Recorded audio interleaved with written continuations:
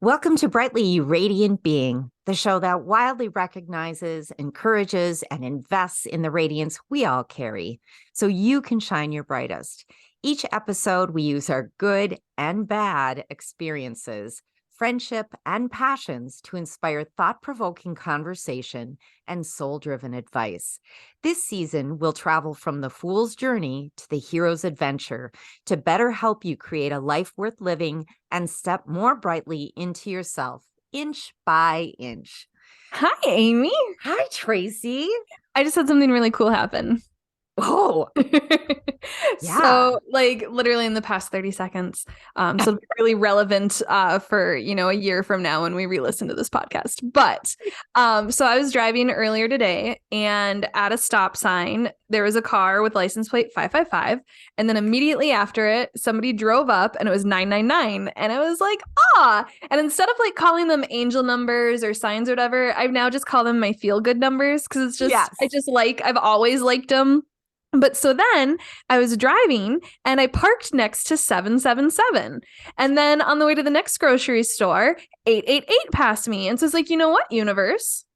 Let's collect the set. It's like Pokemon, gotta catch them all, right? So what can you show me? What can we do? So then I did. I saw 222 on the time, right as I said that.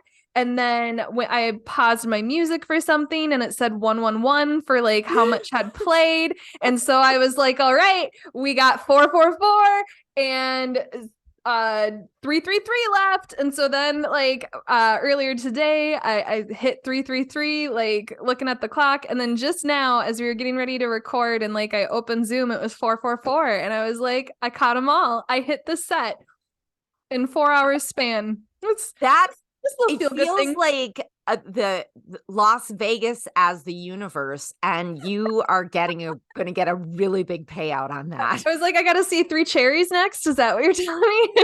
if I do, I'll buy a lottery ticket. I mean, let's be real. I already have some lottery tickets, but I'll get more. Oh my gosh. I love it. And all I saw today was 777, but the same as you. I was just like I'm like, ooh, 777. Oh, thank you. Just yes. It's just sort of that validation of feel good. And here's a little flower for you or something. A little. Right. And we talk all the time about shadows, but we had an episode way back on glimmers. And it's just one of those things where, I didn't ask for any signs that I remember asking for.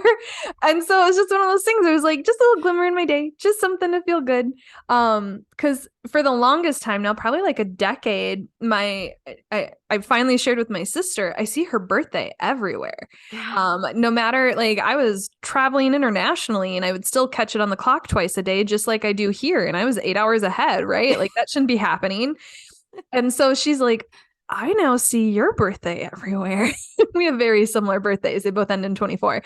But so now we both see each other's birthdays all the time and we'll screen cap it on the phone, or it'll be an expiration date or a license plate. And so I have all these special numbers and I collected them all today. So it's a good day. You know what though? So I love that. The fact that you just said, I have all these special numbers.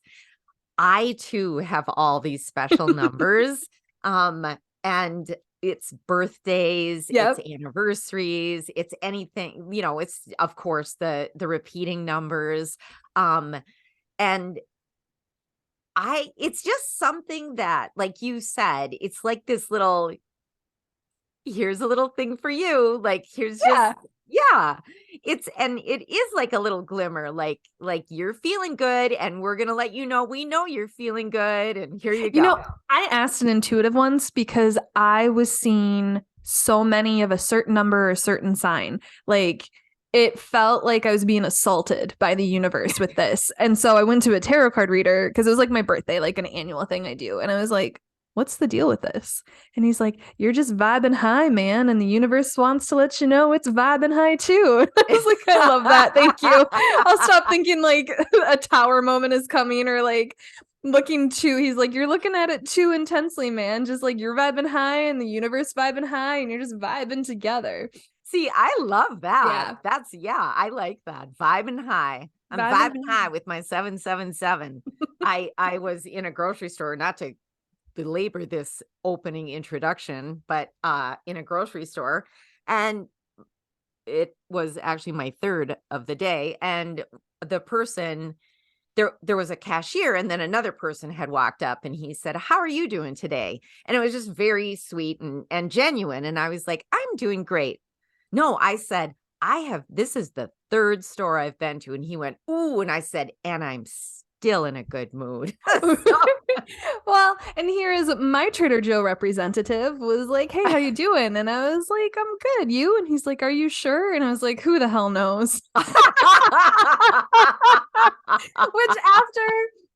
So a couple of days after our last episode, episode 102 on journeying through resistance, I actually had an intuitive I work with. I'll call her a friend of mine. She did a house call for me and did a healing over our lunch breaks. And how cool. Right? Like I had just been feeling like I've been dragging the body, as we've been, talking about, right? Yeah. But I felt like I was up against this resistance that I was trying my damnedest to push through, and it was like quicksand, right? Like I'm like walking through mud, and I was just like, what's in the way? Like, why can't I get over this? I want to. I'm actively working on it. I'm trying to work on it, in another dimension, right? Through meditation. Like I'm trying to tackle this from all sides. Am I not supposed to? Like what? Like I feel like this has been 3 years coming, and I'm ready to just let it go. And we had a conversation because I was like, sometimes when I talk about this with friends or just even thinking to myself, I'm just like, am I delusional? And then and sharing this with you, like, I'm really glad you don't think I'm delusional. And she's like, you're not. And I was like, but I'm also laying on a table and you're like shaking things over me and spraying things and chanting. So maybe we are both delusional, but doing that healing with her, I mean, she's amazing, but she helped me get to this place, and just talking through the resistance very openly, I feel like helped me get through the sticky stuff. Like it did feel like, in terms of what I'm going through, I'm still intellectualizing it. And that's been the harder thing. It's like all these seeds have been planted. But after she left, I'd say within an hour, I got an email closing the loop on something I've been fighting for a year. Fighting to just complete. It hasn't been like a conflict, but just like something I've dragged my feet on, and then other people did. And that I was just like, I was about to take some serious personal hits financially and otherwise, to just be like, I just want to be done with it. And within 20 to 40 minutes of her leaving, like somebody else got involved in email, wrapped it up, and then like 8 doors opened, like all this stuff just like open. And it was indirectly related to the resistance, right? But it was just kind of like, oh, like pushing through this one thing, talking it out, finally moving through it has helped me move through all this other resistance. And I feel like I had, like, when you play video games and there's like the secret door that like gets you to the end of the level, like I feel like I was rewarded with that like I found that secret door. And like I've now like up leveled, and now I'm a little overwhelmed about what's next, but it was just so freeing to Tracy, do it. How? I can't even imagine. And I don't even know if this question is relevant or not, but do you feel that the way you could talk about it with this person who is intuitive, a healer on that level, instead of maybe your therapist, that it sort of 10x'd it? You know what I mean? Like you could talk about it in a different way. Yes. And the fact that also there was some somatic things going on, some energetic things going on, that it was sort of on so many different levels. And I mean, there was a validation in working on it with an intuitive, where there's all these things where I was like, cognitively, I've always known, XYZ, and like emotionally this and that, but I just can't let it go. And she's like, because in XYZ dimension, it is a thing and it happened. And in this one, it's just not happening.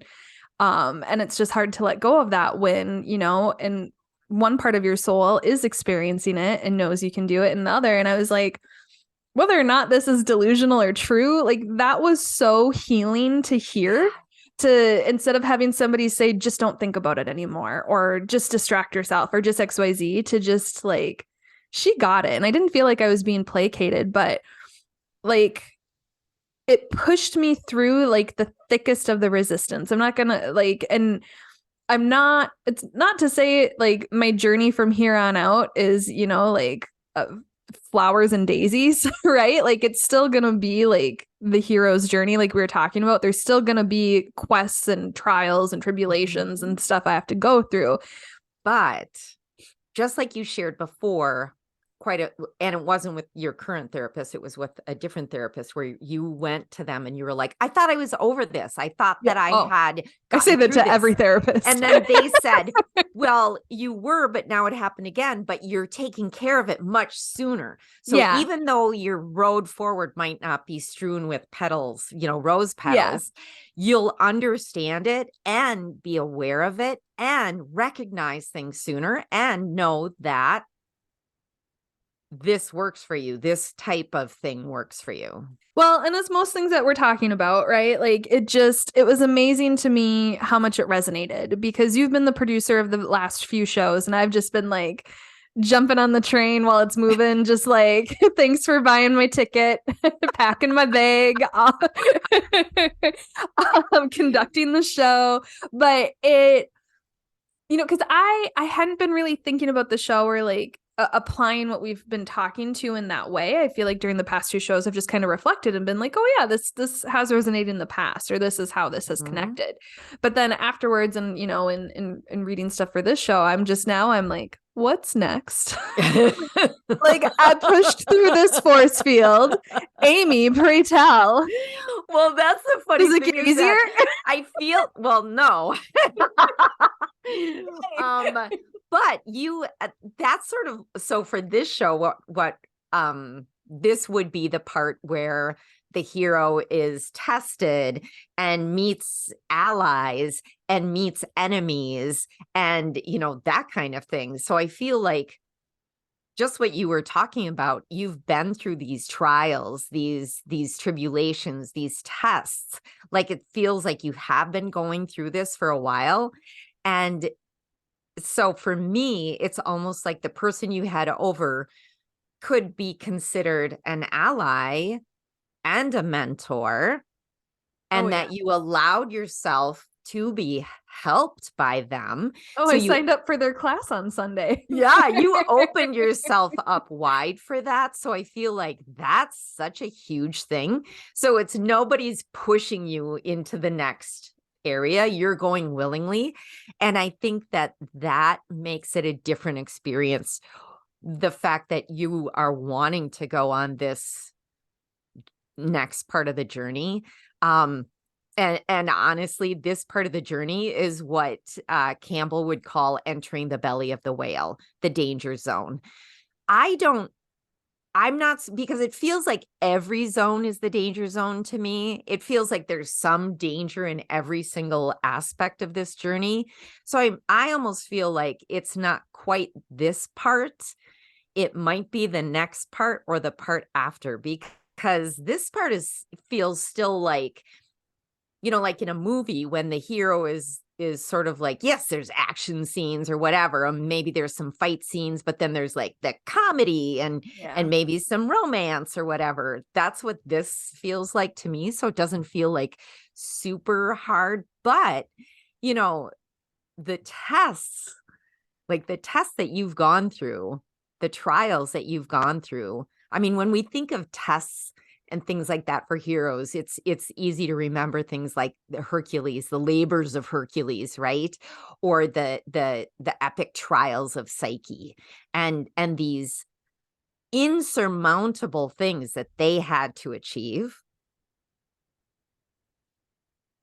But when you look at the things that they did have to achieve, that they did have to go through, so often they did it with help.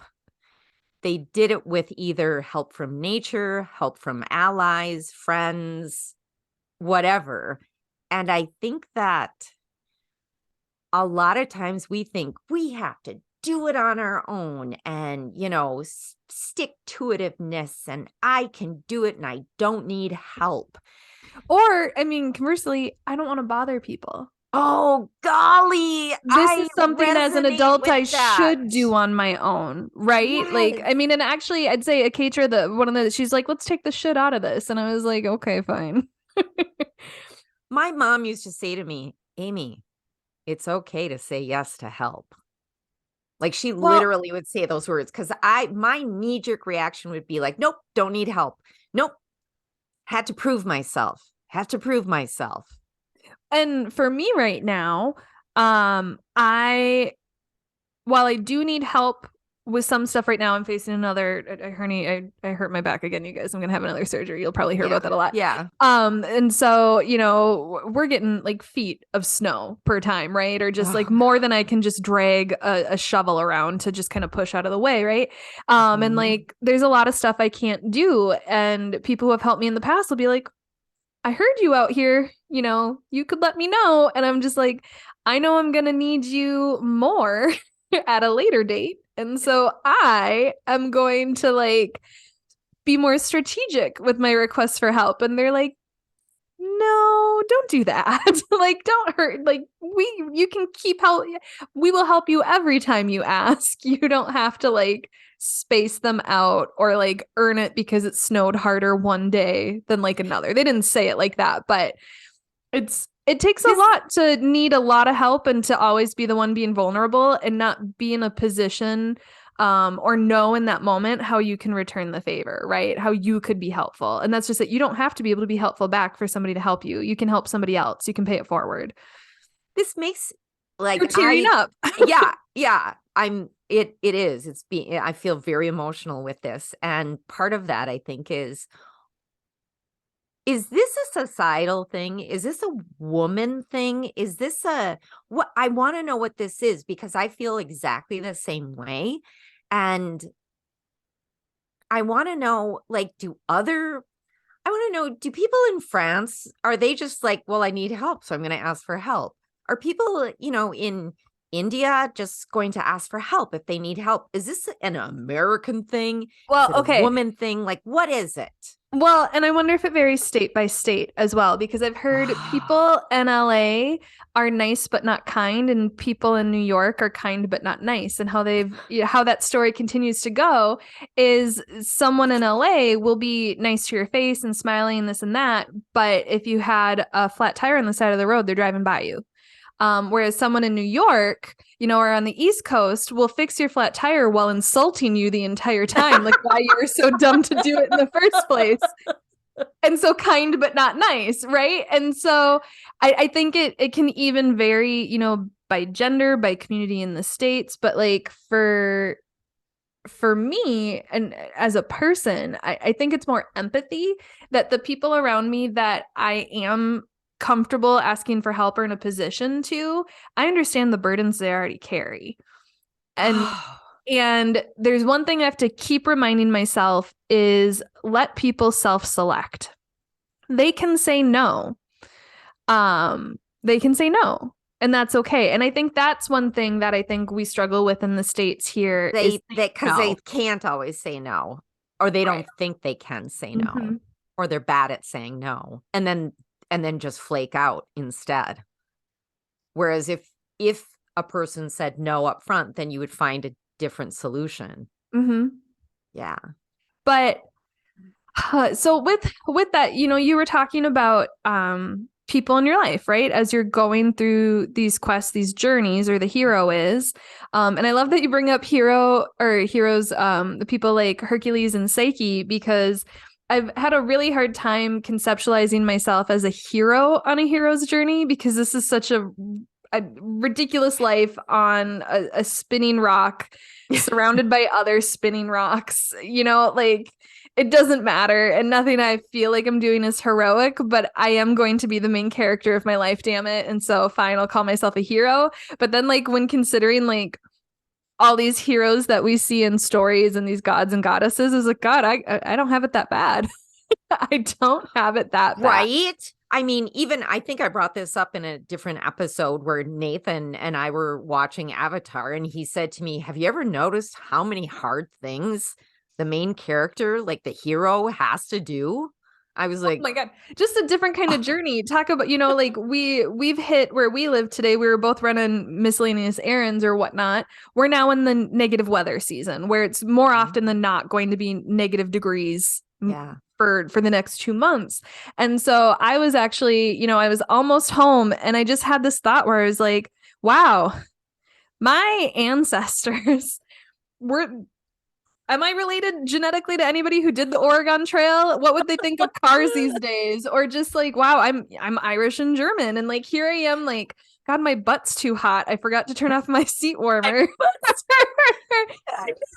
my like, hands are like, hot. perspective, Tracy. Like, we gotta, like, I didn't want to drive because it's gonna be icy, and I'm just like thinking of all these people in horse-drawn carriages with everything they own, walking in it, right? Trying to survive, having to build fires, and Right. and yeah, so it just, puts your whole day in perspective with that. But anyway, so back to the I mean, that is a test in itself, right? And we have different tests today than they did in their journey. And I know it's, of course, I mean, I think it's human nature to compare yourself to, people gone by eras or whatever. But also, so then I'm thinking about that. So is weather a test, or is weather like an enemy? weather just kind of happens to me. Yeah. I was just wondering, because I wonder if sometimes when we think about, so I've jumped, as we say in our team meetings, I've moved the pencil. So talking about tests, and now I'm talking about like the enemies, because I don't know that anyone has a real life enemy. I mean, I guess some people do. I mean, I don't talk about my arch nemesis on the show, but if we want to go there, no, I'm kidding. I used to have an arch nemesis. See, some people have enemies. Yeah, I used to have an arch nemesis. But I mean, enemies can be bad habits. Enemies can be those cycles. Enemies can be the stuff that's in your path. It doesn't have to be like a long-standing relationship. And the other person, I mean, even in my job, there's a certain person, everybody in my life is like, oh God, why does that person not like you? Right? Like, and it was like, no, it has nothing to do with me or like or dislike. This is just how this person operates, and they do it with everybody. But when you hear about it and when you apply it just to you, God, it seems like an enemy, right? Like it seems like they're out to thwart you. I feel like an enemy is somebody who doesn't participate in yes and culture in your life. Ooh, they're a no. Say more. I like that. Yeah. So, I mean, oftentimes, like, your good friends are the people that when you have an idea or you want to do something or you need help, they're like, yes, and like they're building on the idea or like they're joining in. And I feel like the enemies in our life are the roadblocks. They're the people that say no. Okay. No, I have to say something. So last night, Tracy and I were going to record last night, and we had it all set. Like we were literally seconds away from going to be going on to camera. And my husband called. He's like, what are you doing? He's like, I was thinking I could swing by and pick you up and we'd go out to dinner. And I had like these, first of all, multiple thoughts at the same time. My initial reaction was no. That was my knee-jerk reaction, was no, because we're going to be recording. And also, why don't you know that Friday afternoon is when we always record, which is not always true. But I was like, oh, the things that I do aren't important enough to you. So I had all these competing things like in my brain. And so my initial reaction was just no. And he called me on it. He was like, why are you just automatically saying no? Like, could you see if maybe you could do this? And then I was like, oh, yeah, actually, yes, I could. So in the last episode, was it the last one or 101 where you talked about the last lecture?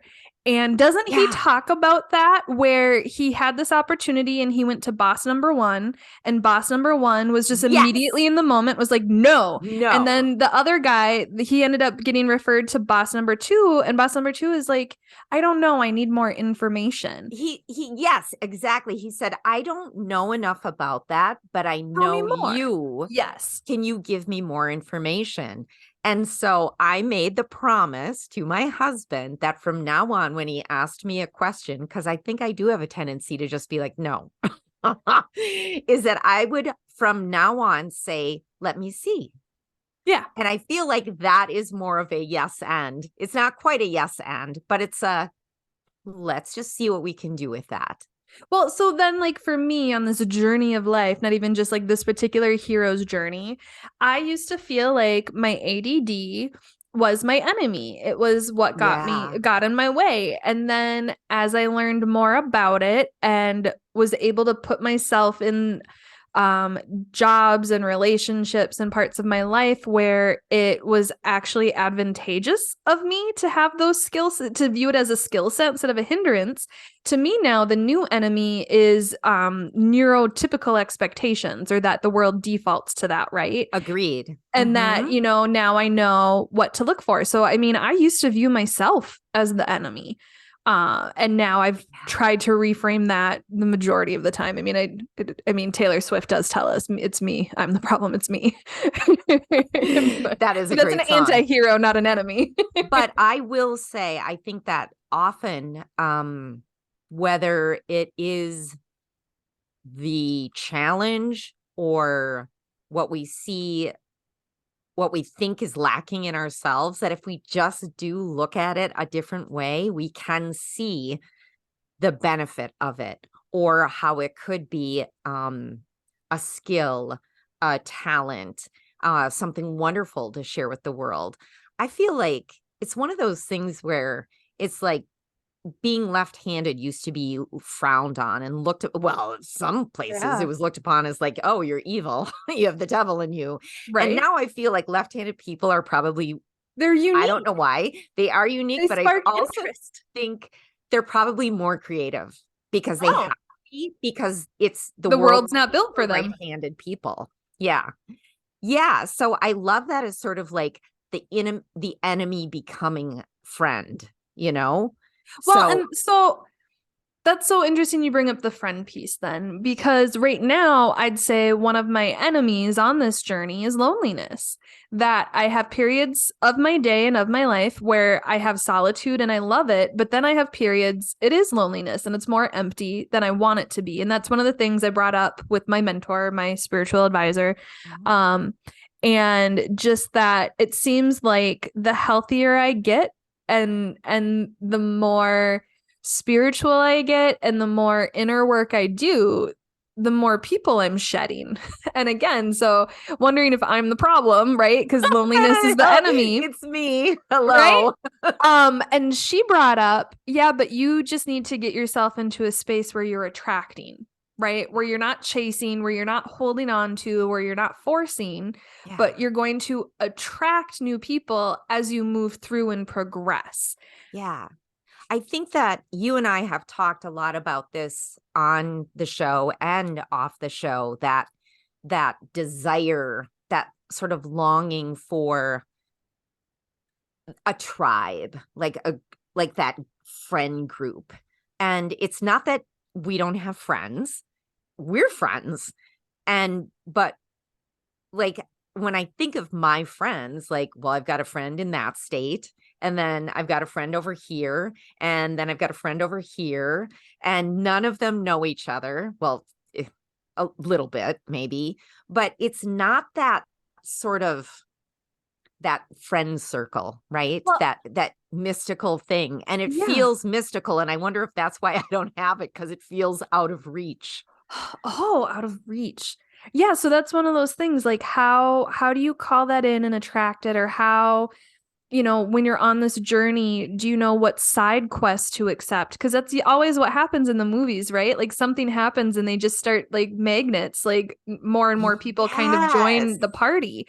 Yeah. And I'm just reminded, like, was it The Great Gatsby? And I can't remember if it was just in the movie or the book, but in the most recent Baz Luhrmann one of the characters says, I love large parties. You can hide in a large party. You can, like, there's so much more intimate, in a small party, you have to stay present with who's there. Like your absence would be noted, right? So if your friend group is only 1 to 2 people, that can be a big tax on the group, or you can kind of get tired, or like that's kind of the same energy. But when you have like 10 girlfriends, like that's all sorts of energy bouncing around and intermingling. And and you can still go off with like your one-on-one friends, and then that bring that energy back to the group. And it's just, there's an intimacy, right, to that's kind of missing, I feel like, from friendships in adulthood right now, when you are so fractured, where like, this is my friend I roller skate with, and this is my friend I do meditations with, and this is this friend, like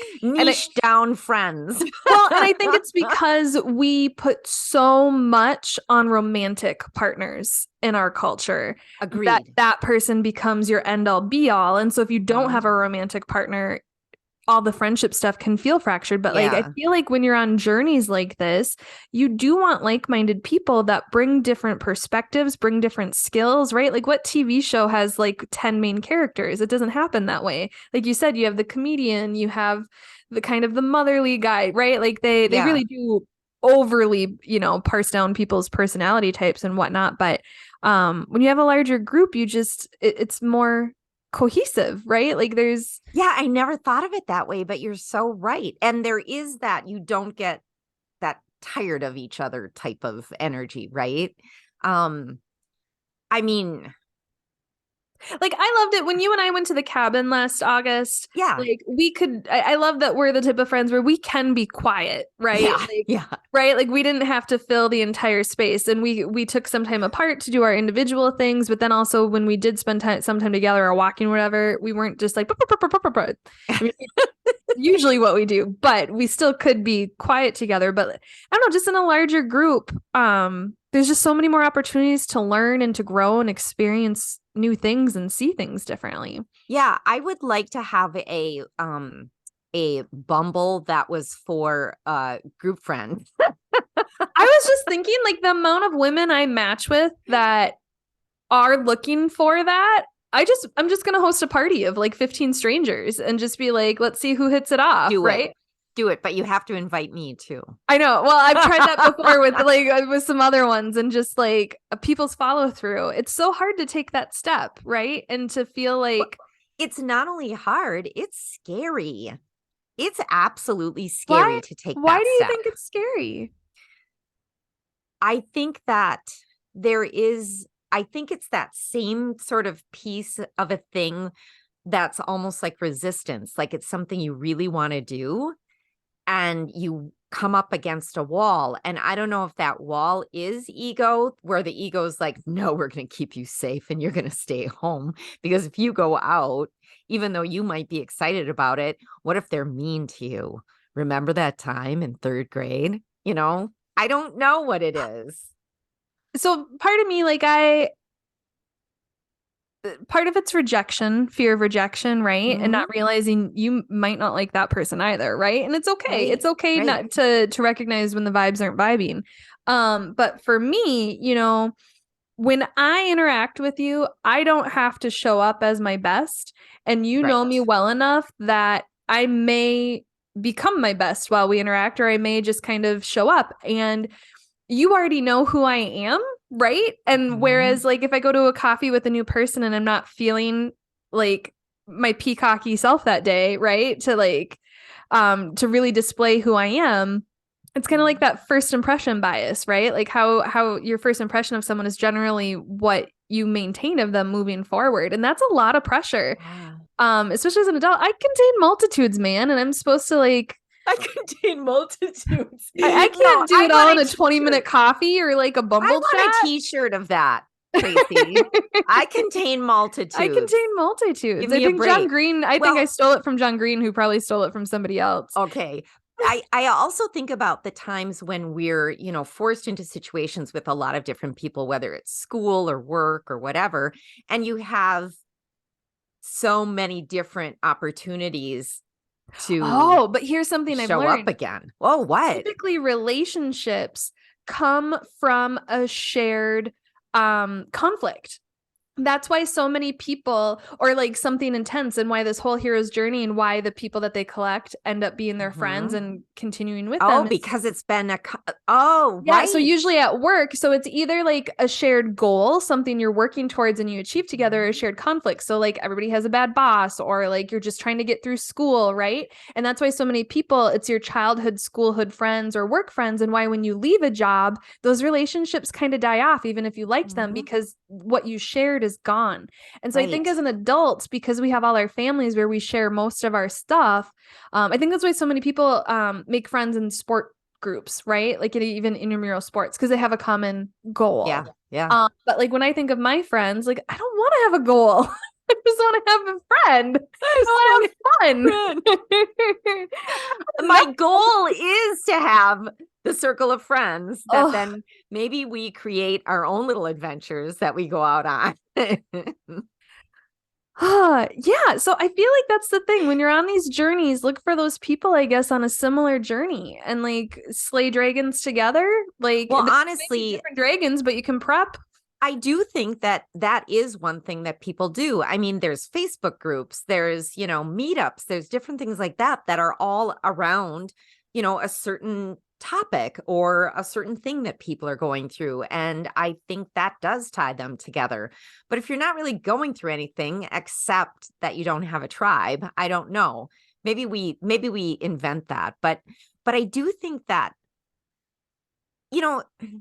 this whole thing, like this whole conversation is just to remind us that we're humans, we're having a human experience. We might be tested. We might feel like, we're going through something traumatic and I don't mean feel like we're going through something traumatic. More than likely at any given point we are, right?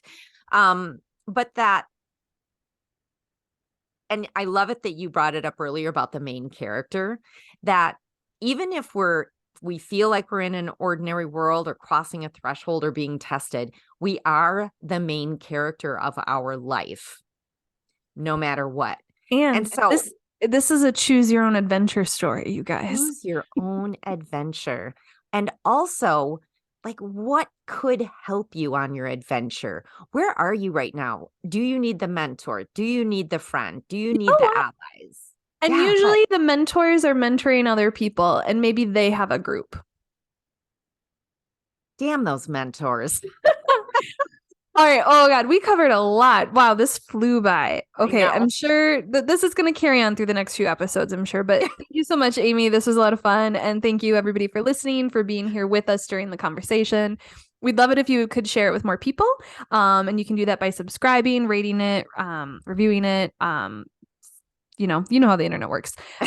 So you can reach us on that said internet via Instagram and YouTube under The Brightly Podcast or via email at brightlypodcast@gmail.com. And with that, we hope you have a bright and beautiful day.